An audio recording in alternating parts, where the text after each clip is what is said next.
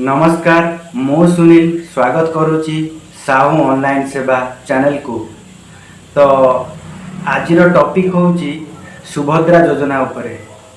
तो आपण मानक मनरे प्रश्न थिबो कि सुभद्रा योजना रे केउ माने अप्लाई करि परिबे आ केमिति आवेदन करिवे तापरे केउ केउ डॉक्यूमेंट लागिबो केते टंका मिलिबो। तो आपण मानकु सबु डिटेल्स मु आपन को ए वीडियो रे जणैबी। तो प्रथम कथा होची तो सुभद्रा योजना केबे अप्लाई हो। सुभद्रा योजना एही मास लास्ट सुधा पोर्टल लॉन्च हो अप्लाई मध्य आरंभ हो जिवो।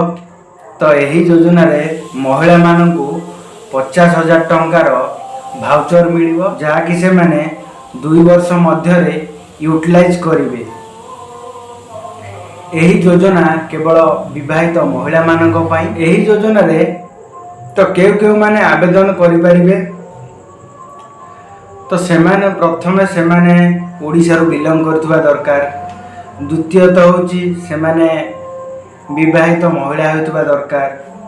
तृतीय होची तो सेमानकर बयस सीमा 23 रु 59 वर्ष होतुवा दरकार।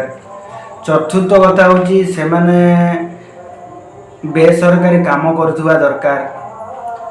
पंचमटा होची गोटिए परिवार से माने जणे पाई पारे। जो माने अंगनवाड़ी रे काम करूचंती से माने मध्य एही योजना को अप्लाई करि पारे। आपन मनर प्रश्न थिबो जे सुभद्रा योजना अप्लाई करिबा समय रे डॉक्यूमेंट कोन कोन आवश्यक।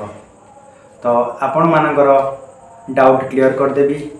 तो प्रथमे आपणकर आधार कार्ड दरकार, बैंक पासबुक दरकार, मोबाइल नंबर दरकार, पासपोर्ट साइज फोटो दरकार, इनकम सर्टिफिकेट दरकार हस्बैंड कर, रेशन कार्ड दरकार।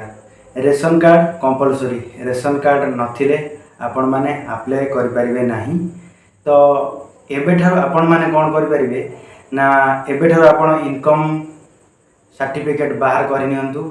तो किछि दिन मध्य रे यही योजना अप्लाई आरंभ हो जिवो। धन्यवाद। जय श्री राम, जय जगन्नाथ, जय सनातन। जदि यह वीडियोटी भल लगे ताहले लाइक शेयर सब्सक्राइब करिया को जमार भूलिबे। जय हिंद।